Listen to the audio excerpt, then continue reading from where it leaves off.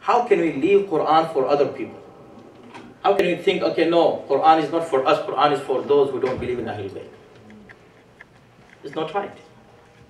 Even those, the people who think that Quran is enough for them and for their guidance, if they really are sincere by saying that Quran is enough for them, if they read Quran, or every single ayat of Quran is going to lead them towards Ahlul Bayt alayhi salatu wassalam. Every single, believe me, every single ayat of Quran has something to do with Ahlul Bayt alayhi salatu wassalam. And this year, in first Ashra, I read the Majalis in Idara Jafra, Maryland, and my topic was Introduction to Surah Al-Baqarah. And really it was amazing. And if you get a chance, go and see those, and listen to those majalis. 10 majalis, I summarized the whole Surah Al-Baqarah in 10 majalis or 11 majalis.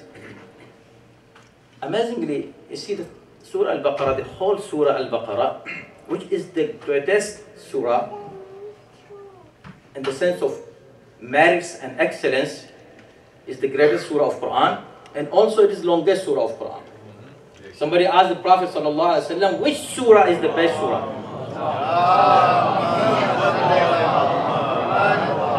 In the whole Quran, the Prophet says Surah Al-Baqarah. Surah Al-Baqarah is the best surah of the whole Quran. Then somebody asked, which ayat of Surah Al-Baqarah is the best ayat? So he said Ayatul Kursi is the best ayat of Surah Al-Baqarah.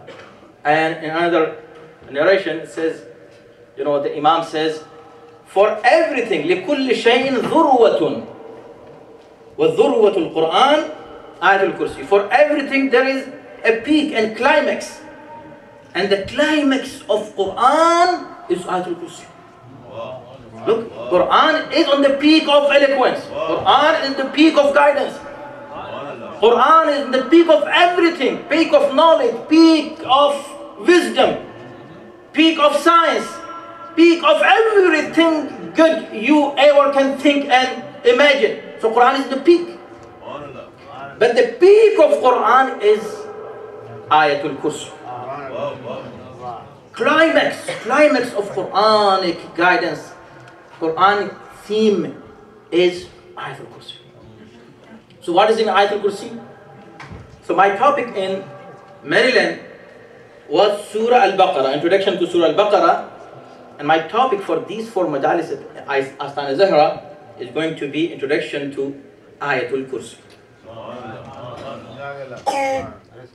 Ayatul Kursi. Why? Because Astana Zahra to me is on the climax.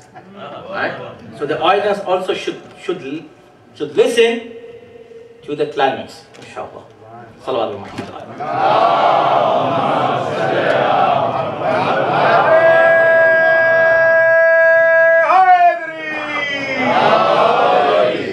It is really interesting, very interesting topic if you pay attention. Inshallah, we talk about Ayatul Kursi. As I said, Ayatul Kursi is the peak of the whole Quran, the entire Quran. But before Ayatul Kursi, very quick introduction to few ayat of Surah Al-Baqarah, and inshallah I will be giving this introduction every day in the beginning, before I speak on Ayatul Kursi, on Surah Al-Baqarah, so you can see what is Surah Al-Baqarah. As I said, every single surah of Quran is amazing. Every single ayat of Quran is amazing. But Surah Al-Baqarah, what is in Surah Al-Baqarah? If you start from Bismillah ar-Rahman ar-Rahim, Alif Lam Mim, you see that how, if you break down the topics of Surah Al-Baqarah and read them, study them into sections, into passages. So every single passage speaks about a specific topic, although this topic is by itself, is a separate independent topic, but still it is related to previous one and the preceding one. Amazingly. Of course, I cannot talk everything in this. In my tafsir classes, 40 minutes each, we had more than 130 or 140, sessions on Surah Al-Baqarah. 140. So how can I summarize the whole thing in just 4 majalis? I cannot do that. Just a kind of introduction to you, and it gives you a motivation to go and study by yourself. And this is what happened in first Ashra. Alhamdulillah, everybody, youth, the ladies, the adults, the scholars, the regular people, everyone was happy. Why? Because he got the topic and subject that he can study after listening to the majlis, and even before coming to the next majlis. So I would give them the ayat that I'm going to talk about, these ayat next day. Same thing, inshallah, we are going to do here in these 4 majalis. So Surah Al-Baqarah, see how beautiful this surah is. And the whole surah is talking about the social life of human beings, the guidance for them, the leadership, the individual akhlaq, the family life, and so many more topics are covered in this Surah Al-Baqarah. And see, in the beginning, with Alif Lam Mim, starts with Alif Lam Mim, ذَلِكَ الْكِتَابُ لَا رَيْبَ فِيهِ هُدًى لِلْمُتَّقِينَ. 5 ayat. 5 ayat talks about mu'minin only. Then 2 ayat for kafirin. Then 13 ayat for munafiqeen. So Surah Al-Baqarah in the beginning gives the categories of humans. Human being either just in these three sects. Although you can divide them into more sects, but originally there are 3 groups. One is mu'min, one is kafir, one is munafiq. So any human being falls into one of these 3 categories. There is no 4 categories. That's why after 20 ayat, ayat number 21 speaks directly, addresses human being. Ya ayyuhan nas. Look. So in the beginning, hudan lil muttaqeen, so it speaks about muttaqeen, then kafirin, then munafiqeen. Then Allah says, Ya ayyuhan nas uttaqu. Ya ayyuhan nas u'budu rabbakum alladhi khalaqakum walladhina min qablikum la'allakum tattaqun. 9 ayat addressing general human being, every single human being. So these human are divided into these 3 categories. Ayat number 39. Ayat number 29, sorry. Until 29. 20 and 9, 29. Then ayat number 30. Now Surah Baqarah gives the examples of these 3. And the reasons why people have divided into these 3. And how can somebody choose to be among muttaqeen, not among kafirin nor munafiqeen. And of course, 2 ayat about kafirin, 13 ayat about munafiqeen. It shows the intensity and the gravity of the subject of nifaq. That how munafiq is worse than kafir, according to Quran. Then, of course, when Quran speaks about general human being, Ya ayyuhan nas, in the end of this ayat, Quran says, لَعَلَّكُمْ تَتَّقُونَ. So what Quran demands from every human being is the same thing. لَعَلَّكُمْ تَتَّقُونَ. Be among muttaqeen. Don't be among kafirin or munafiqeen. So these three groups, the whole theme of the Surah Al-Baqarah is, speaking about these three categories of people. Ayat number 30, example, and how to remain muttaqi, not to be kafir nor munafiq. How it is possible? It is all about leadership. If you follow wrong leadership, it leads you towards one of these two, kafir or munafiq. If you follow right leadership, this right leadership will lead you towards taqwa and muttaqeen. So it depends that who you follow. So you have to be very careful about it. This is what Quran is saying. That's why in ayat number 30, Quran speaks about Hazrat Adam alayhi salam. إِذْ قَالَ رَبُّكَ لِلْمَلَائِكَةِ إِنِّي جَاعِلٌ فِي الْأَرْضِ خَلِيفَةً. This, about Khilafat. 10 ayat about Khilafat. Adam, angels, shaitan. Who you want to be? Do you want to follow the instructions of Quran and Allah subhanahu wa ta'ala by following the righteous Khalifa? Fil ardi inni ja'alun fil ardi khalifa. I am going to appoint Khalifa on earth. Or you are going to follow wrong Khalifa. For example, today, leave alone about the past. Today, I know that everybody have heard about somebody who claimed to be a Khalifa on earth. Have you heard this? Khilafat. He has established Khilafat Islamiyya. He has been a Khalifa. So see, if the problem is that you are not able to convey the true message of Quran to the world. These people doing everything wrong in the name of Islam by reading Quranic ayat, saying Allahu Akbar and slaughtering people, beheading people, bloodshed, destruction, everything wrong that anybody can imagine is there. These terrorists are reading Quranic ayat. These people say, okay, we establish Khilafat and we have a Khalifa. What Quran is saying about Khalifa in these 10 ayat is the best message you can give to the world today. Tell them, when Allah subhanahu wa ta'ala said, Inni ja'alun fil ardi khalifa, I am going to appoint a Khalifa, a vicegerent on earth. The angels, what the angel said? أَتَجْعَلُ فِيهَا مَنْ يُفْسِدُ فِيهَا وَيُسْفِكُ الدِّمَاءَ.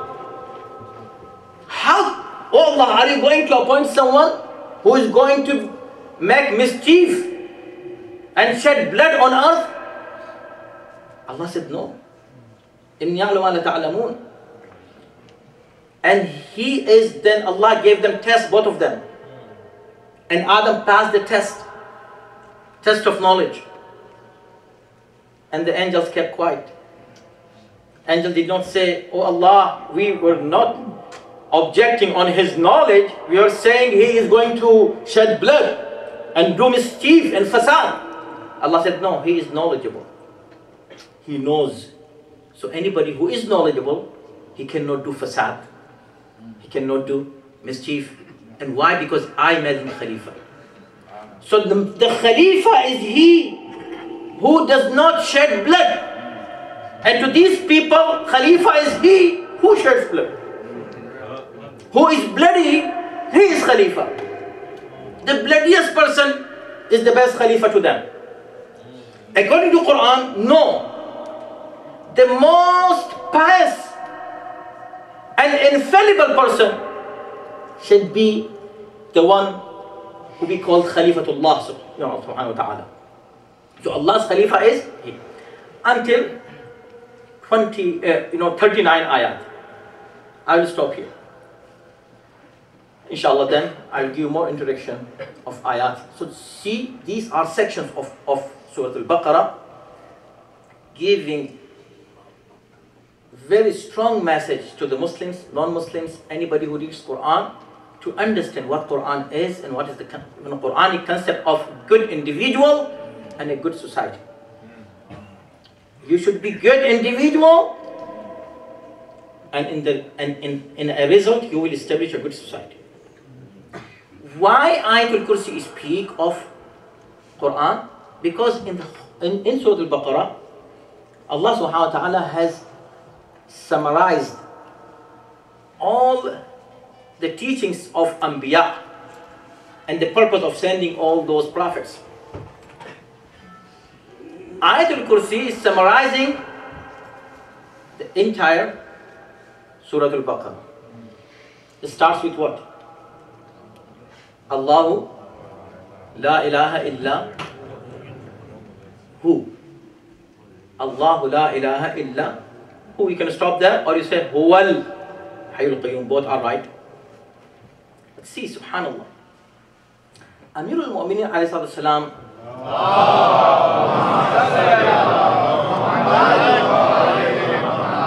says the Ayatul Kursi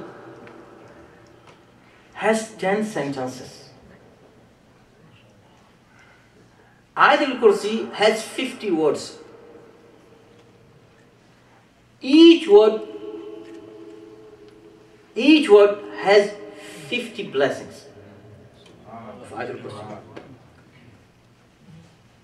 10 sentences. If you read these 10 sentences, Allahu la ilaha illa hu al-hayyul qayyum la ta'khudhuhu sinatun wa la nawm lahu ma fi as-samawati wa ma fi al-ard.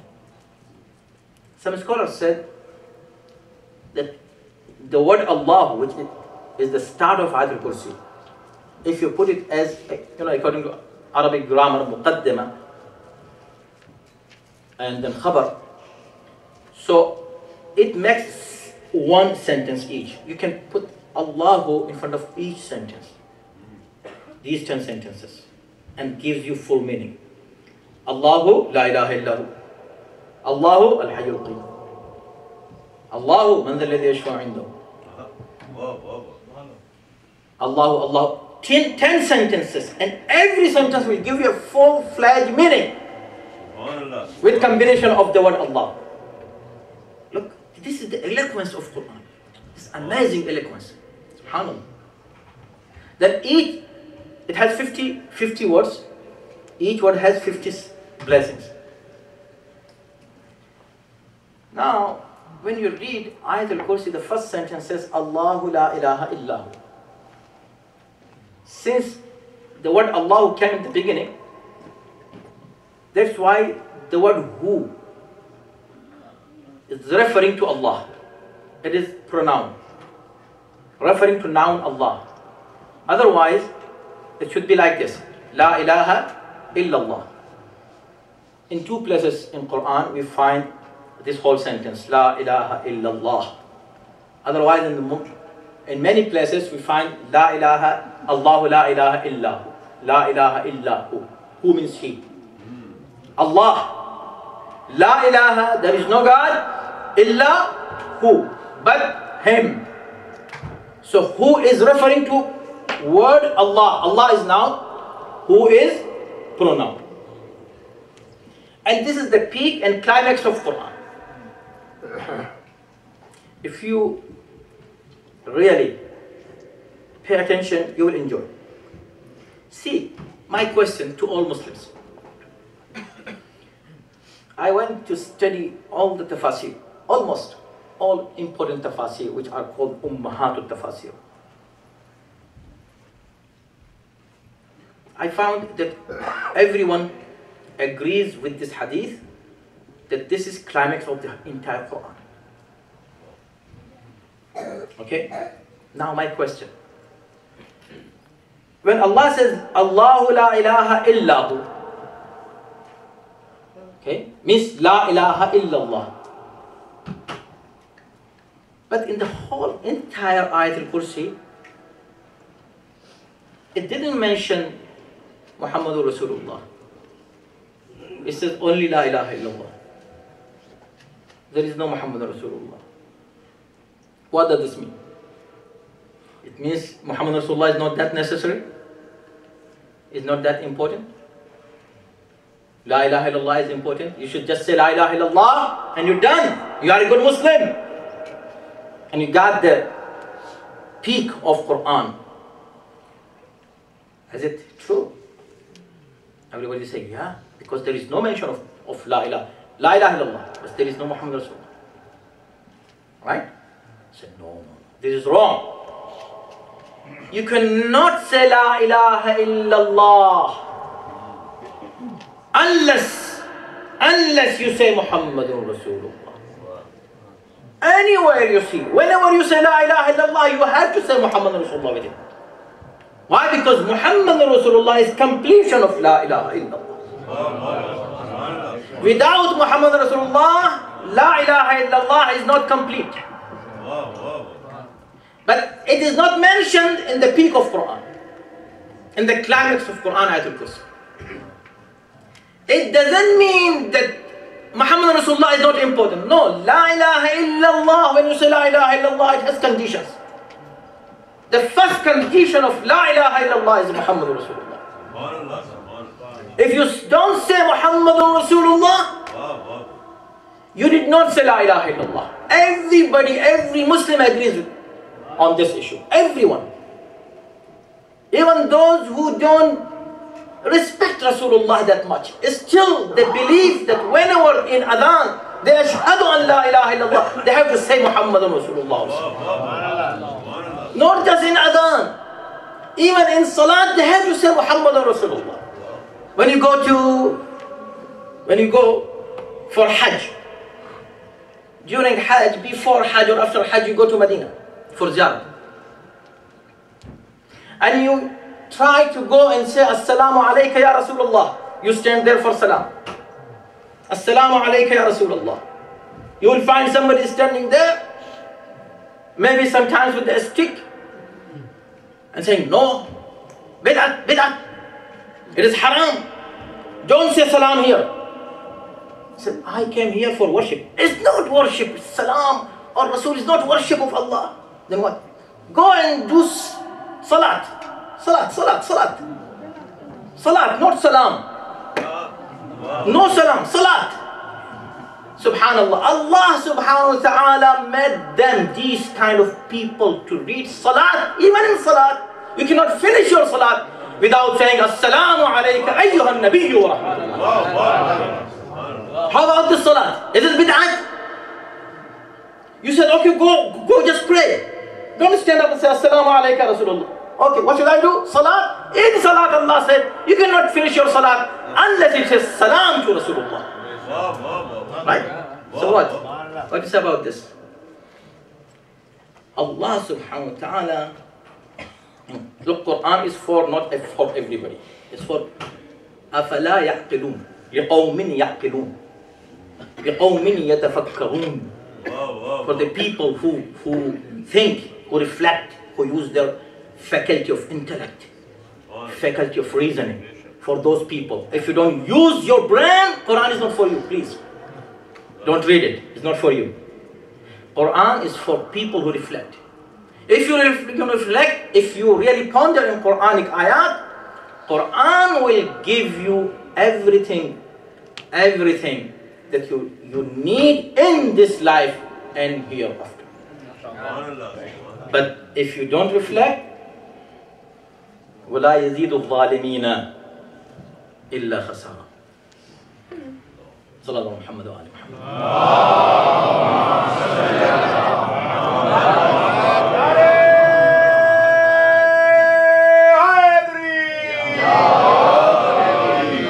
Look, my Urdu speech, when I switch to Urdu, as always, I don't do this everywhere. Very few places. One of them is Astana Zahar. So again, just to remind you, I always say I am going to speak in English, but you listen in Urdu. You know what does this mean? You know what does this mean, right? Listen in Urdu means listen the way that the people who in Urdu listen. If you like something, just say Subhanallah. What is wrong with that? Is that wrong? You say, why you say always, whenever you speak about Imam Ali, people say, Subhanallah. So what, is bid'ah? This is one of the merits of Imam Ali alayhi salam. When we speak about him, we remember Allah subhanahu wa ta'ala. Whenever we speak about Imam Ali, have you anybody heard anybody saying Subhana Ali? No. We hear about Imam Ali and we praise Allah subhanahu wa ta'ala. Why don't like it? Why don't like it? So listen in Urdu means this. Listen carefully. Be responsive. Don't sit like seminar. This we have difference between seminar and majlis. Majlis gives you much more than seminar. And seminar, there is one topic starting from one thing, ending to one single topic. Here, we give you touches from so many topics in one topic. Okay? Logical touch, not illogical touch. Very rational, logical. Salawat Muhammad.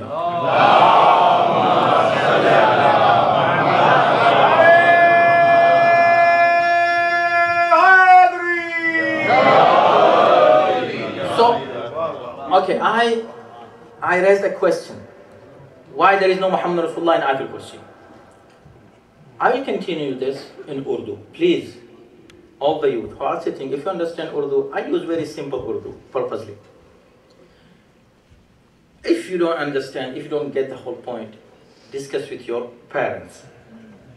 And I always say, if you really discuss with them, next time your parents are going to pay real attention to my majlis. So they can give you the answer. So this is a good trick, huh? To let your parents pay attention. Salawat Muhammad alayhi.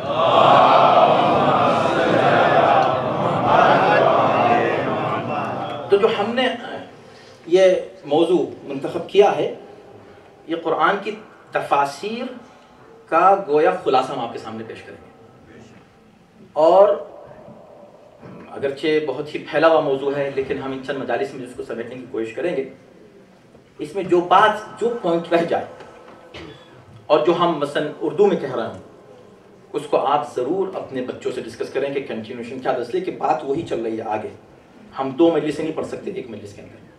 मजलिस वही है, youth का हक़ है, इसलिए कि हम हमेशा देखते हैं, माशाल्लाह अभी भी हम देख रहे हैं कि youth are more than others in this majlis, mashallah. So I'm so happy here. This is why I like to speak in English. Salawat Muhammad alayhi.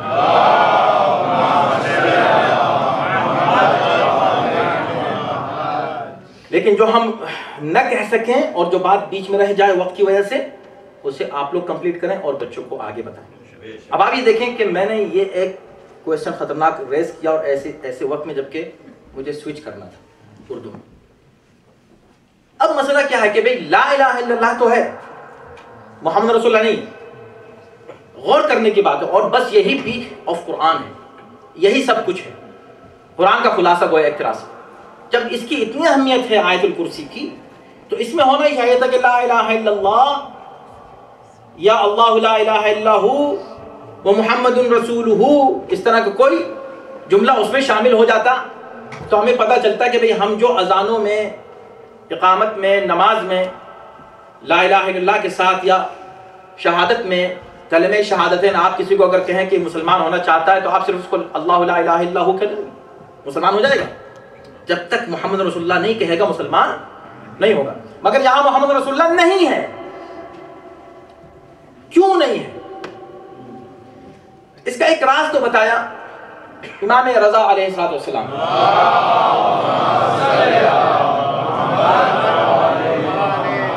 पूरा वाक़या नहीं दोहराऊंगा, सिर्फ इशारा करूंगा, आप हजरात बचपन से सुनते आए उस वाक़ये को। जब इमाम नेशापुर पहुंचे हैं और 18,000 कलम बगैर मांगे तैयार चले आए, मांगा नहीं था, बगैर मांगे, नाना ने एक मांगा था तो नहीं दिया था, यहां बगैर मांगे 18 तैयार। तो इमाम ने भी कहा कि भाई ठीक है, मैं भी तुमको आज वो लिखवाऊंगा जो तुमने वहां नहीं लिखने दिया था। बात समझ आ रही है? जो मैं वो क्या लिखवाऊंगा, बात इस तरह शुरू की कि सब खुशी खुशी लिख लें, वरना हो सकता है उसी वक्त न लिखते, اگر بعد والی بات پہلے بتا دیتے تو لکھتے ہی نہیں.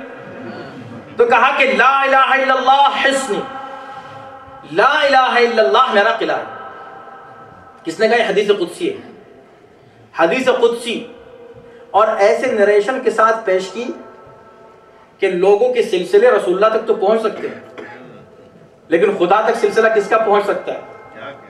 امام نے اپنے تمام سلسلے سند کو بیان کیا، اسی لیے یہ حدیث سلسلۃ الذہب کے نام سے معروف ہے، سنہری سلسلہ.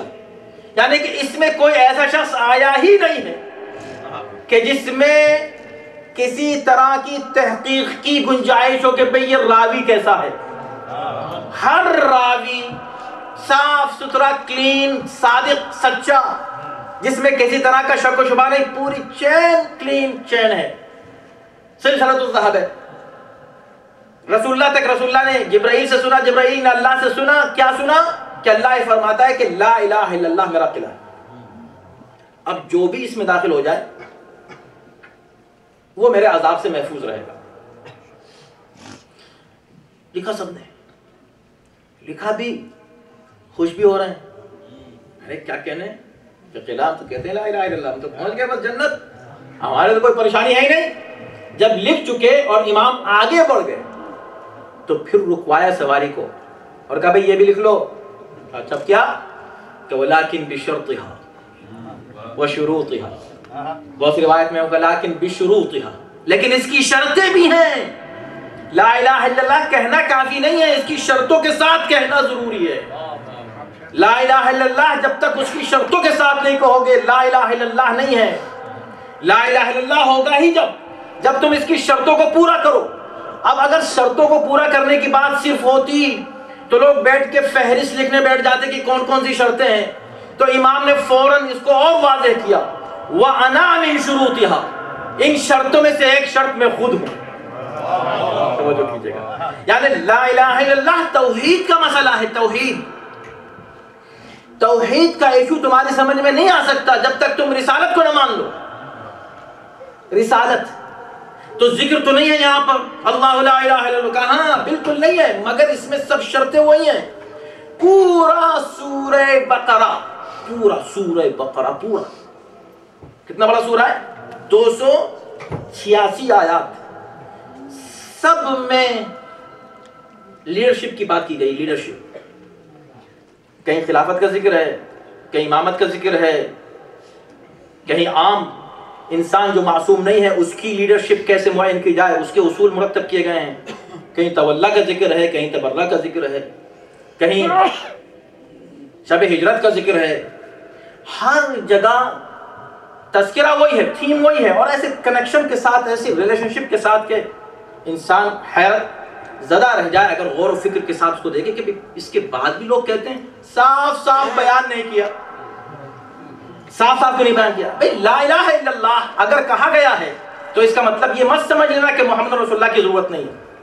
تو جس طرح تم یہ نہیں کہہ سکتے کہ جہاں پر لا الہ الا اللہ نہیں یہاں تو محمد کا ذکر نہیں ہے. نہیں ہے، مگر لفظ اللہ میں شامل ہے. لا الہ الا اللہ کے کلمے میں کلمہ رسالت شامل ہے، کلمہ توحید میں. اسی طرح اگر کہیں تم کو صرف لا الہ الا اللہ محمد رسول اللہ لکھا ہوا ملے تو اس کو تنہا مت سمجھ لینا، اس لیے کہ اس کی بھی شرط ہے. اور امام نے فرمایا انا من شروطہا، اس شرطوں میں سے میں بھی ایک شرط ہوں. یعنی امامت شرط ہے اور 12 امام ہیں، ان 12 شرطوں میں سے میں بھی ایک شرط ہوں لا الہ الا اللہ کی.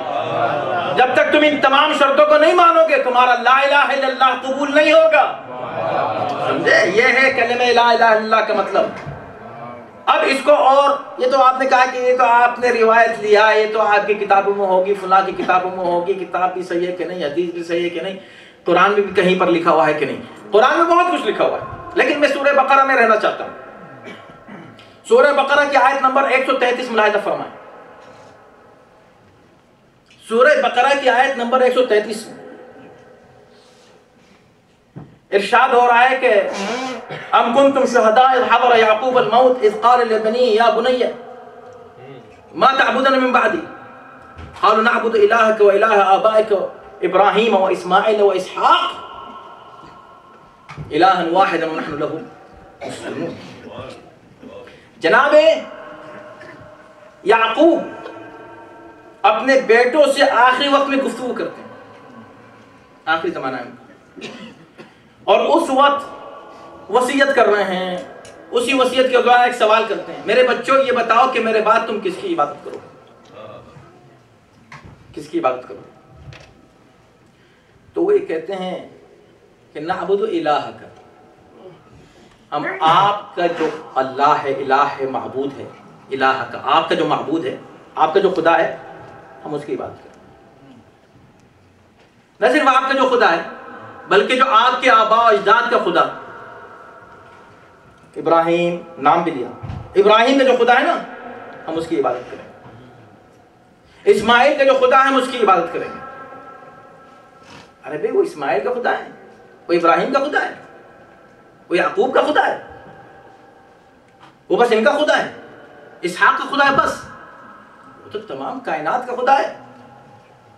اللہ تو الہ سب کا ہے نا، اللہ لا الہ الا ہو، اس کے علاوہ کوئی خدا نہیں ہے. تو جب وہ خدا سب کا ہے تو یہ جواب یہ کیوں دے رہے ہیں کہ ہم ان کے خدا کی عبادت کریں گے؟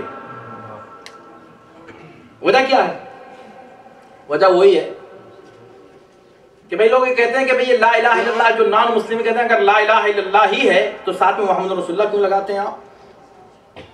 اور جہاں بھی لا الہ الا اللہ وہاں محمد رسول اللہ. جہاں لا الہ الا اللہ، ایک عیسائی نے یہ اعتراض کیا تھا، غالب میں اس سے پہلے شاید آپ کے سامنے 2-3 سال پہلے بیان کر چکا ہوں اس کا ایک ہلکا سا حصہ. اس میں اس نے ایک ٹی وی پہ میں خود سن رہا تھا، وہ یہ کہہ رہا ہے کہ دیکھو اصل مشرک یہ لوگ ہیں، ہم کو کہتے ہیں ہم مشرک ہیں، یہ کہتے ہیں اللہ ایک ہے مگر جہاں بھی اللہ کا ذکر کرتے ہیں وہاں اسی لہجے میں، اسی انداز سے، اسی طریقے سے محمد رسول اللہ کا بھی ذکر کرتے ہیں. اس طرح ذکر کرتے ہیں کہ لگتا ہے کہ ان کا ایک نہیں دو ہیں، یہ دو کو معبود مانتے ہیں. اسی لیے شاید نماز میں محمد رسول اللہ واجب تو ضرور ہے، لیکن رسول اللہ کہنے سے پہلے عبدہ کہا جاتا ہے، اس کا بندہ ہے. جب بندہ ہے اور رسول بھی ہے، تاکہ تم یہ نہ سمجھو کہ معبود ہے ہمارا. یہ غلط تمہارا تصور ہے کہ ہم ان کو معبود مان رہے ہیں. جو مانتے ہیں دونوں کو معبود مانتے ہیں، دونوں کو گاڈ کہتے ہیں. ہم ان کو عبد کہہ رہے ہیں، اگر تم بھی عبد کہو تو ہمیں کوئی اعتراض نہیں ہے. یہ جو ٹرینیٹی ہے نا، اگر تم بھی عبد کہو تو ہمیں کیا پریشانی ہے؟ مگر تم کہتے ہو گاڈ کے 3 حصے ہیں، 3 in 1. ہم یہ کہتے ہیں کہ نہیں، محمد رسول اللہ. انہوں نے کہا کہ دیکھو یہ دونوں ہیں، 2 گاڈ ہیں کہ 2 معبود، 2 معبود نہیں. پھر کیوں کہتے ہو اگر 2 معبود نہیں تو ایک صرف لا الہ الا اللہ کہو نا. ہو سکتا ہے اس نے آیت الکرسی نہ پڑھی ہو، ورنہ وہ کہتا کہ جیسے آیت الکرسی میں صرف لا الہ الا اللہ ہے بس وہ کہو نا. یہ محمد رسول اللہ کہنے کی کیا ضرورت ہے ساتھ میں ہر جگہ؟ تو ہم یہ کہتے ہیں کہ دیکھو محمد رسول اللہ کہنے کی ضرورت یہی ہے. جتنے فرقے آج، جتنے دین، جتنے ریلیجنز دنیا میں بنے، جتنے گروپس بنے، جتنے آئیڈیالوجیکل گروپس بنے، جتنے اسکول آف تھاٹ بنے خدا کے بارے میں، گاڈ کے بارے میں، جتنے بھی بنے وہ بنے ہی اس لیے کہ مانتے سب ہے کہ ایک ہے جس نے اس کائنات کو پیدا کیا. اس تک پہنچنے کے راستے لوگوں نے الگ الگ اختیار کیے. وہ الگ الگ جو راستے بنے انہی سے الگ الگ دین بنے. ان تمام ادیان کو اسلام نے ریجیکٹ کیا، ایک ہی دین کو قبول کیا. وَمَن يَبْتَغِ غَيْرَ الْإِسْلَامِ دِينًا فَلَن يُقْبَلَ مِنْهُ. وہ دین کون سا تھا؟ دین اسلام. کیوں بھائی؟ کیا اس لیے کہ تم خدا کو مان کے اس کو گاڈ کہہ دیا، اس کو ایشور کہہ دیا، اس کو یزداں کہہ دیا، مختلف نام رکھ دیے، گاڈ کو مان رہے ہیں، خالق کائنات کو سب مان رہے ہیں. مگر کیوں غلط پہنچے؟ اس لیے کہ جس سے خدا کو لیا، خدا کو سمجھا جس کے ذریعے سے، وہ ذریعہ صحیح نہیں تھا. اگر ذریعہ صحیح ہو تو پھر تمہارا عقیدہ توحید ہم مان لیں. عقیدہ توحید اس لیے غلط ہوا کہ جس سے لیا تم نے خدا کو وہ صحیح ذریعہ نہیں تھا. لہٰذا اب تم اگر کہہ رہو میں خدا کو مانتا ہوں، لا الہ الا اللہ، میں بھی کہہ رہا ہوں، لا الہ الا اللہ. تو تم یہ بتاؤ ہم کو کہ لا الہ الا اللہ کہہ کر کس معبود کی بات کر رہے ہو؟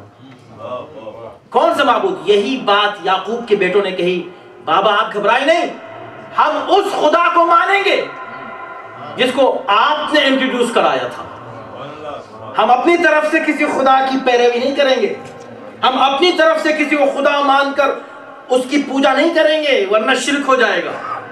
تو اس کا مطلب یہ ہوا کہ محمد رسول اللہ کہنا شرک نہیں ہے، نہ کہنا شرک ہے.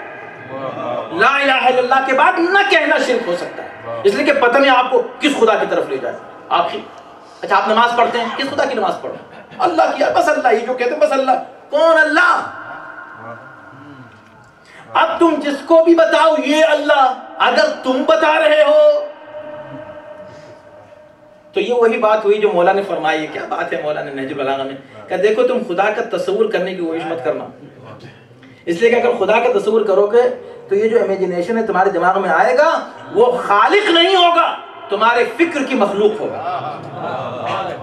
تو تم اپنے مخلوق ہی کی عبادت کر رہے ہو، لہٰذا تمہیں ایک ریفرنس دینا پڑے گا، کلین ریفرنس. کون سا خدا؟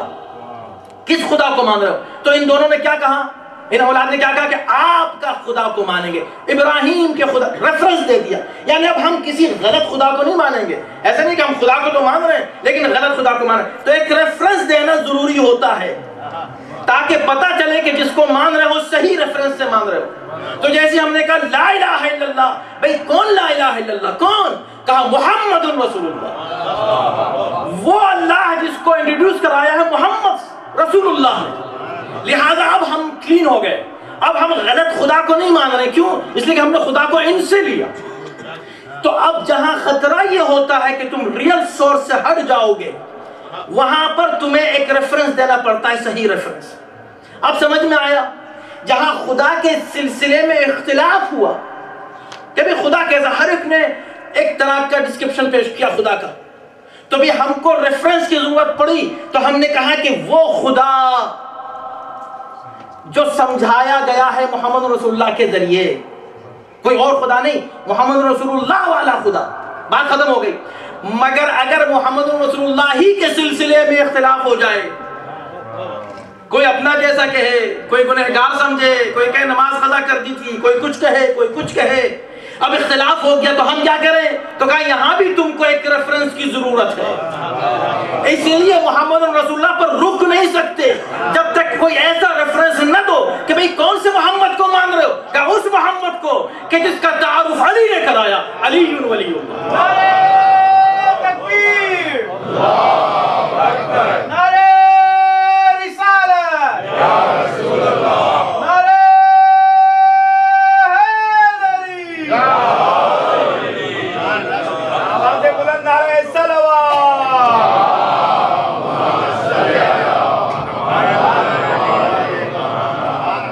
تنہا کلمہ توحید تمہیں گمراہ کر سکتا ہے، لہذا تمہیں you have to do a good reference. تو کہا محمد رسول اللہ. کون محمد رسول اللہ؟ علی ولی اللہ. وہ محمد نہیں کہ تمہارے جیسے ہوں، وہ نہیں جن کو تم انٹروڈیوس کرو، وہ نہیں جن کو سلام کرنا تم بدعت سمجھو پھر جا کے نماز میں سلام بھی کرو. وہ نہیں، وہ محمد کے جو علی نے جن کو سمجھایا. اس لیے کہ ہم اس محمد کو مانتے ہی نہیں جو تم جیسا ہو. اگر تم جیسا ہے تو ہم کیوں مانیں گے بھائی؟ واقعی تم جیسا ہو؟ اچھا تو ایسے رسول کا ہم کلمہ کیوں پڑھے جو تم جیسا ہو؟ مولانا طاہر جلولی صاحب مرحوم فرمایا کرتے تھے یہاں پر کہ بھئی دیکھو ہم نے رسول اللہ کو تو نہیں دیکھا، تم کو خوب دیکھا ہے. تو اگر وہ تم جیسے تھے تو ہم ان کا کلمہ کیوں پڑھے جو تم جیسے تھے؟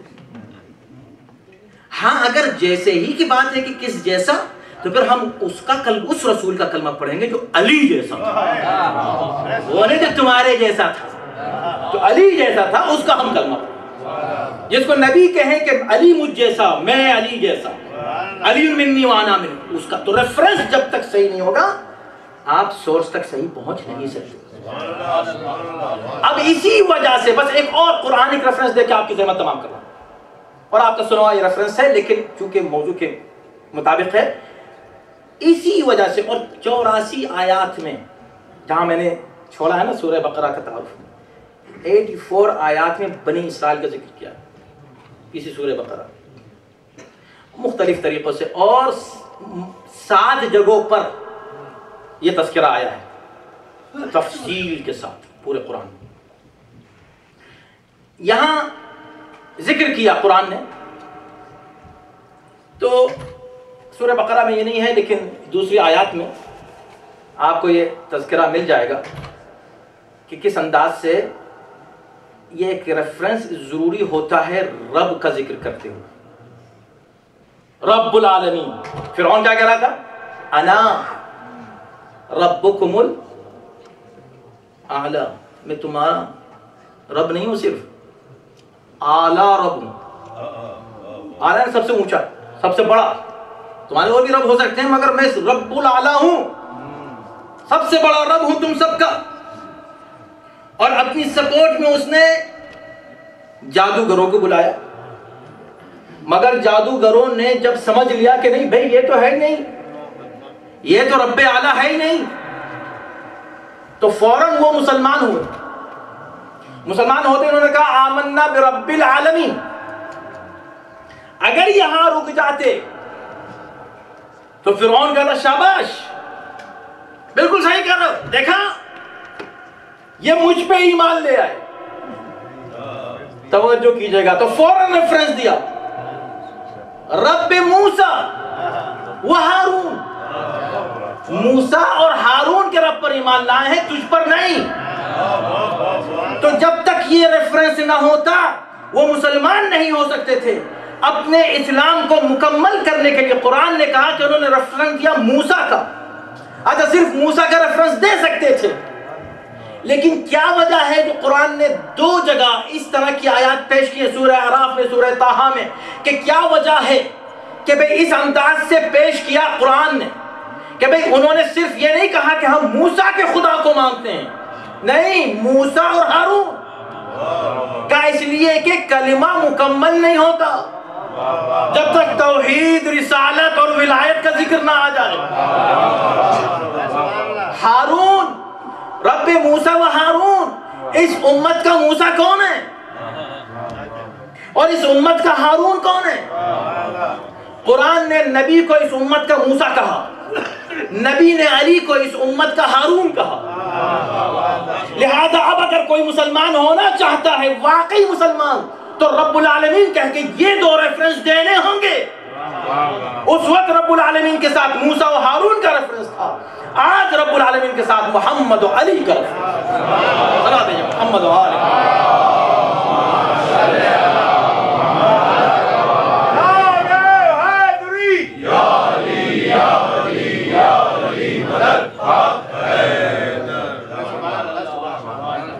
ابھی صرف ہم ایک ہی ٹکڑے پر گفتگو کر سکیں, لیکن ظاہر سی بات ہے کہ انشاءاللہ اور جلدی گفتگو کو ہم آگے بڑھائیں گے, اس لیے کہ آیت الکرسی یہ بحث انشاءاللہ ہم کل آپ کے سامنے پیش کریں گے کہ آیت الکرسی ایک آیت ہے, 3 آیتیں, اس کو ہم آپ کے سامنے بتائیں گے. لیکن اس وقت اختتام کے لیے کہ لا الہ الا اللہ کا کلمہ بہت اسٹرانگ ہے, بہت اسٹرانگ ہے. اس لیے حکم ہے کہ آپ پڑھتے رہیں لا الہ الا اللہ, روز کو پڑھیں. آپ جب جاتے ہیں قبرستان تو وہاں پر بھی ایک زیارت اہل قبور, اس کو پڑھا کریں. بہت آسان ہے, اگر ایک بار غور کر لیں تو آپ اس کو یاد ہو سکتے ہیں. السلام علی اہل لا الہ الا اللہ, لا الہ الا اللہ والوں پر سلام, من اہل لا الہ الا اللہ, لا الہ الا اللہ والوں کی طرف سے سلام.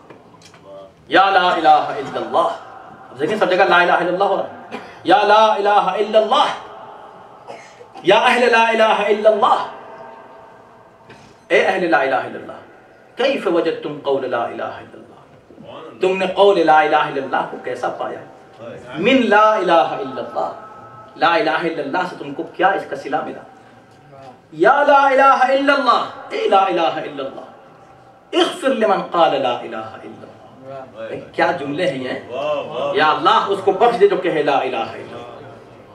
مگر جب بات ہو رہی تھی لا الہ الا اللہ کی تو بات ہو رہی تھی بس لا الہ الا، اس لیے کہ اس میں شامل ہے محمد رسول اللہ بھی، علی ولی اللہ بھی. لیکن جب دعا کی اللہم اغفر یا لا الہ الا اللہ، اے لا الہ الا اللہ، اغفر لمن قال لا الہ الا اللہ، ان کی مغفرت فرما جو لا الہ الا اللہ کہتے ہیں. وحشرنا، اور ہمیں ہمارا حشر کر، ہمیں اٹھا ان لوگوں کے ساتھ جو لا الہ الا اللہ کہتے ہیں. اب یہاں بات تمام ہو رہی ہے کیونکہ دوسرا یہ کہ چونکہ دعا یہ کی کہ بھئی یا اللہ ہم کو اٹھا ان لوگوں کے ساتھ جو لا الہ الا اللہ کہتے ہیں، تو کوئی کنفیوژن نہ رہ جائے. اس لیے کہ ویسے بھی خدا سب کو اس طرح نہیں اٹھائے گا، وہاں اٹھائے گا اور بلائے گا سب کو ان کے اماموں کے ساتھ. یوم ندعو کل اناس بامامہم، لیڈرز آگے آگے ہوں گے، پیرو پیچھے پیچھے ہوں گے. تو جیسے یہ دعا تمام ہوتی ہے، زیارت تمام ہوتی ہے اہل قبور کی، آخر میں کہا یا اللہ ہم کو اٹھا ان لوگوں کے ساتھ جو لا الہ الا اللہ کہتے ہیں. تو اب بات یہاں ختم نہیں ہوئی، بلکہ جملہ اس طرح ہے اللہم یا لا الہ الا اللہ احشرنا فی زمرۃ من قال لا الہ الا اللہ محمد رسول اللہ علی ولی اللہ. صلوات محمد.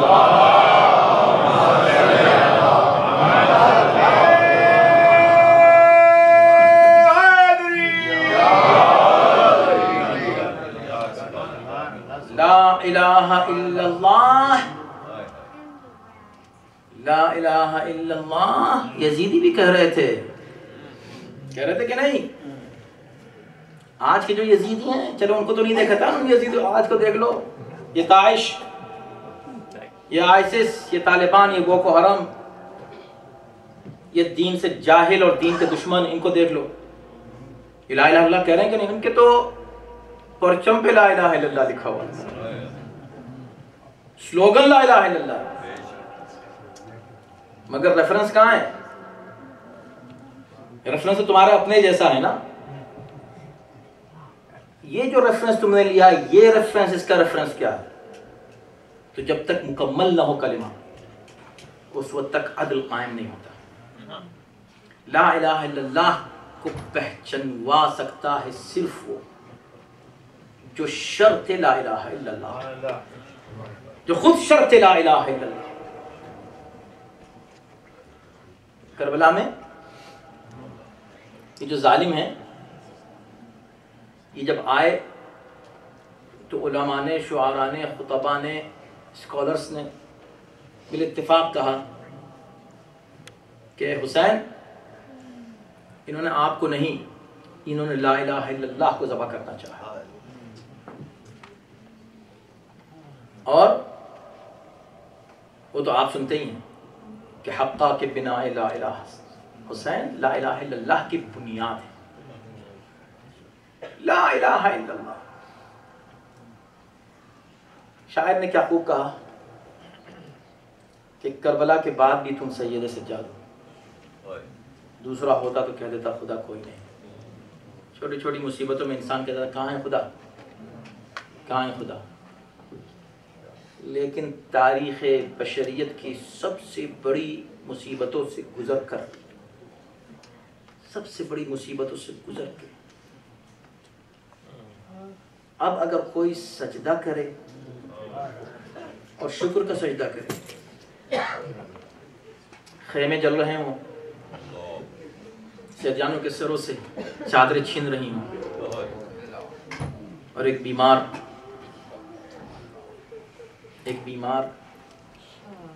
ایسے ہی، اس کو سید الساجدین نہیں کہتے، شام غریبہ کو جو سر سجدے میں رکھا تو اس وقت اٹھے، یہ سب اس وقت اٹھا جب اذان فجر کا وقت ہو گیا، نماز فجر پڑھی. اس کیفیت میں نماز فجر پڑھی، اور ایسی کیفیت میں جبکہ ابھی سید سجاد اتنے بیمار ہیں، اتنے کمزور ہیں کہ اٹھا نہیں جا رہا، اتنے کمزور کہ ایک بیوی انہیں اٹھا کر لاتی ہے خیمے سے. مگر سجدہ اتنا طولانی، اتنا عظیم سجدہ کبھی تاریخ میں ہوا نہیں. اتنی مصیبتوں کے بعد کا سجدہ، سید الساجدین کیا سمجھا رہے ہیں؟ لا الہ الا اللہ، یہ ہے تعارف لا الہ الا اللہ کا۔ سب کچھ ہونے کے بعد لا الہ الا اللہ اپنی عظمت پر ہے، عملی طور پر اس کا اظہار ہو رہا ہے اس طرح کے سجدوں میں۔ اور یہی وجہ ہے کہ ہم جب سید الساجدین کا ذکر کرتے ہیں، یہ ایام جن میں ہمیں ان کا تذکرہ کرنا، سید الصابرین بھی ہیں، سید الساجدین، ایک ایسے خاندان میں جہاں کا ہر فرد صابر ہے، ہر فرد ساجد ہے، اور معمولی ساجد نہیں ہے، معمولی صابر نہیں ہے، اس میں علی جیسا صابر موجود ہے، اس میں علی جیسا ساجد موجود ہے۔ ابھی تھوڑی دیر پہلے حسین نے ایسا سجدہ کیا ہے کہ تاریخ میں کبھی سجدہ نہیں ہوا، مگر اس کے باوجود بھی حسین کو سید الساجدین نہیں کہا جا رہا ہے، سجاد کو سید الساجدین کہا جا رہا ہے۔ خدا جانے اس کے کیا کیا اسباب ہو سکتے ہیں، لیکن جب حسین نے آخری آواز استغاثہ بلند کی ہے اور 3 بار جواب ملا ہے، ایک بار کٹے ہوئے گلوں سے آواز آئی لبیک یا حسین، اور حسین نے کہا میرے ساتھیو تم نے حق ادا کر دیا، میں نے تم کو نہیں پکارا، اور دوبارہ پھر آواز دی تو علی اصغر نے اپنے آپ کو جھولے سے گرا دیا، وہ شہادت بھی اللہ کی بارگاہ میں پیش کر دی گئی۔ اس کے بعد پھر آواز دی ہے، تو پھر جب رونے کی آواز آئی اور حسین نے آ کر پوچھا زینب اب رونے کی آواز کیوں آ رہی ہے، اب کیا سبب ہے؟ کہا آقا آپ کی آواز استغاثے میں وہ درد ہے کہ سید سجاد تڑپ کے اٹھ گئے ہیں اور اٹھ کر اصرار کر رہے ہیں کہ پھوپھی اماں میرا عصا میری تلوار لائی، میں اپنے بابا کی مدد کے لیے جانا چاہتا۔ حسین نے کہا چلو میرے ساتھ چلو، اور سید سجاد کے سرانے آتے ہیں، اور آنے کے بعد کہتے ہیں میرے لال کیا چاہتے ہو؟ آنکھوں کو کھولا، احترام کے لیے اٹھنا چاہا، شانے پہ ہاتھ رکھ کے لٹا دیا، بیٹا تم بیمار ہو۔ بابا میں نے کبھی آپ کو تنہا نہیں دیکھا، میں نے آپ کو کبھی اس انداز سے نہیں دیکھا، اور بابا جس میں اتھر کے اوپر خون کے دھبے کیسے؟ کہا میرے لال بس نہ پوچھو۔ کہا نہیں چچا عباس کہاں ہے؟ بھائی علی اکبر کہاں ہے؟ قاسم کہاں ہے؟ اور وہاں ایک ایک کو پوچھ رہے ہیں، تڑپ تڑپ کے پوچھ رہے ہیں، اور ہر ایک کا جواب یہ کہ قتل کو چلا، قتل کر دیا گیا، قتل کر۔ آخر میں امام نے کہا بس میرے لال وقت نہیں ہے، زیادہ نہ پوچھو، بس یہ سمجھ لو کہ مردوں میں میرے اور تمہارے علاوہ اب کوئی نہیں بچا ہے، سب اجڑ گئے خیمے، صرف بیبیاں رہ گئی ہیں، میرے لال اور تم ہو۔ بس یہ سننا تھا کہا کہ پھوپھی اماں اسی لیے تو مانگ رہا ہوں تلوار، لائیے میرا عصا لائیے تاکہ اس کے سہارے سے اٹھوں، تلوار لائیے تاکہ مولا کی مدد کروں۔ بس جیسے یہ کہا تو حسین نے کہا میرے لال کیا کرنا چاہتے ہو؟ تلوار کیوں مانگ رہے ہو؟ کہا مولا آپ کی حمایت کرنا چاہتا ہوں۔ کہا جہاد کرنا چاہتے ہو نا؟ میرے لال میں ابھی جہاد کے لیے جا رہا ہوں، مگر سجاد تمہارا جہاد ہمارے جہاد سے بہت سخت ہوگا، ہم چلے جائیں گے اپنے سر اللہ کی راہ میں پیش کر دیں گے، شبر ہمیں ذبح کر دے گا، ہماری شہادت ہو جائے گی، مگر میرے لال تمہاری شہادت روز ہوگی، تم ہر لمحہ ان حالات سے گزرو گے جن سے ایک شہید گزرتا ہے، تمہاری شہادت بڑے معراج کی شہادت ہوگی، میرے لال تمہارا جہاد بڑے معراج کا جہاد ہوگا۔ اے میرے لال میں جا رہا ہوں تنہا، مگر جب تم کرو گے جہاد تو تمہارا جہاد یہ ہوگا کہ اپنی پھوپھیوں کو، ماں کو، بہنوں کو درباروں اور بازاروں میں لے کر جاؤ۔ یہ کام انبیاء سے لے کر آج تک اور آج سے لے کر قیامت تک نہ کسی نے کیا ہے نہ کوئی کرے گا، یہ کام صرف تمہارے سپرد ہے میرے لال۔ کتنا سخت تھا سجاد کا جہاد، اور شاید اسی وجہ سے امام سجاد کو ایک اور ذمہ داری سپرد کی کہ تم کو اللہ نے زندہ رکھا ہے، بہت سے اسباب ہیں، ان میں سے ایک سبب یہ بھی ہے کہ تم میری ایک وصیت پوری کرنا۔ میرے لال جب واپس مدینے جانا تو میرے شیعوں کو میرا سلام کہنا۔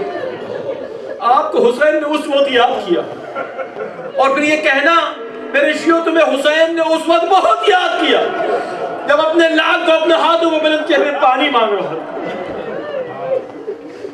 بس آپ کی زحمت کو تمام کروں گا. امام سجاد کا تذکرہ ہے. جہاد کیسا تھا؟ جہاد کیسا تھا؟ عظیم الشان جہاد. علامہ ابن حسن نونہروی صاحب کا میں نے ایک جملہ سنا، میں آپ کے حوالے کر رہا ہوں. مصائب کا عجیب جملہ ہے، بس یہی کافی تھا. اور میں بس آپ کو وہ سنا دینا چاہتا ہوں تاکہ پتہ چلے کہ جہاد ہے. سجاد کیسا جہاد تھا. سجاد چلتے ہیں جہاد کے لیے. 11ویں کی صبح سے سجاد کا جہاد شروع ہوتا ہے.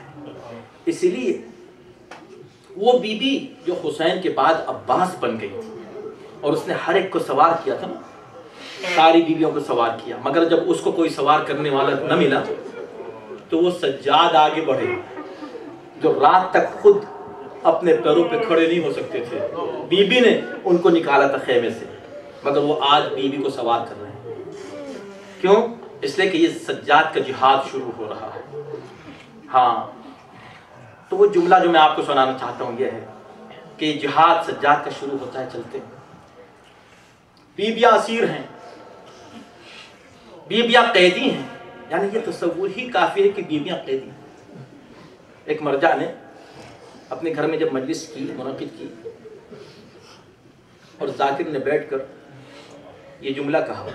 مصائب شروع ہی کیے اس نے، اور اس نے کہا کہ زینب ابن زیاد کے دربار میں آئیں. تو مرجع نے روک جا کے رک جاؤ بس، کیا اس سے آگے کوئی تو مصیبت پڑھنے والی ہے؟ علی کی بیٹی ابن زیاد کے دربار میں، شرابی کے دربار میں، فاطمہ کی بیٹی، اس سے بڑی مصیبت اور کیا ہو سکتی؟ ان تمام مراحل سے گزرنا ہے سجاد. جناب زینب گزر رہی ہیں، زینب ہیں، ان سپاہیوں کو لے کے چل رہی ہیں سجاد کے سپاہی. تو وہ فرماتے ہیں کہ جیسے جیسے قافلہ چل رہا تھا، آگے آگے سرحائے شہداء تھے. ان سرحائے شہداء میں سب سے آگے حسین کا سر تھا. حسین کے سر، سب کی نظر حسین کے سر پر تھی. حسین کے سر، آنکھیں کھلی ہوئی تھی حسین کی. کوفے میں آنکھیں کھلی ہوئی تھیں، بازار میں آنکھیں کھلی ہوئی تھیں، دربار میں آنکھیں کھلی ہوئی تھیں. ایک مقام ایسا آیا جہاں حسین نے اپنی آنکھیں بند کر، نو کے نیزہ پر حسین نے، بس میں تمام کر دوں گا، نو کے نیزہ پر حسین نے اپنی آنکھیں بند کر. یہ کون سا موقع تھا؟ جب اہل حرم شام کے بازار میں داخل ہوئے. حسین نے کہا یہ برداشت نہیں ہوتا. حسین نے اپنی آنکھیں بند کر لی. وہ زینب جو بار بار حسین کے سر کو دیکھتی تھی، جیسے ہی زینب کی نظر سر حسین میں پڑی، آنکھیں بند نظر آئیں. آواز دی، بھیا حسین آنکھیں کیوں بند کر لی؟ آنکھیں کھولو، اپنی بہن کا جہاد دیکھو، سجاد کا جہاد دیکھو. میرے بھائی، جب تم جہاد کر رہے تھے زینب دیکھ رہی، جب تمہارے گلے پر خنجر چل رہا تھا زینب دیکھ رہی. میں نے تو آنکھیں بند نہیں کی. حسین اپنی آنکھیں کھول کے ذرا دیکھو تو صحیح، زینب کیسا جہاد کر رہی ہے. اے بھیا حسین، یہ زینب اس دربار میں جا رہی ہے، بازار میں جا رہی ہے. تمہارے بھی سپاہی تھے، میرے بھی سپاہی ہیں. تمہارے سپاہیوں میں عباس تھے، اور محمد تھے، قاسم تھے. میرے سپاہیوں میں ام کلثوم ہے، یہ رقیہ ہے، یہ سکینہ ہے. تمہارے سپاہی، میرے سپاہی، ایک فرق ہے، تمہارے سپاہیوں کے ہاتھ کھلے ہوئے ہیں، میرے سپاہیوں کے ہاتھ بندھے ہوئے ہیں. اور اسی طرح بازو بندھے ہوئے زینب دربار میں بھی داخل ہو رہی ہے. ننھی سکینہ کا گلا بھی بندھا ہوا ہے. اے حسین، وسيعلم الذين ظلموا أي منقلب ينقلبون. پروردگار اس عمل صالح کو قبول فرما. شرمگاہ ذکر اہل بیت سنت سنان کی ہر آفت و بلا سے محفوظ ہو. جہاں جہاں اہل بیت کے چاہنے والے ہیں ان کو امان و سکون کا عطا فرما. تمام مومنات جو اس مجلس میں شریک ہوئے، دعانی عالم مجلس، ذاکرین مجلس کے تمام دلی مقاصد و حاجات کو پورا فرما. قرآن و اہل بیت کی معرفت ہمارے دلوں میں جاگزی فرما. زیارت و شفاعت اہل بیت دنیا آخرت ہم سب کو نصیب فرما۔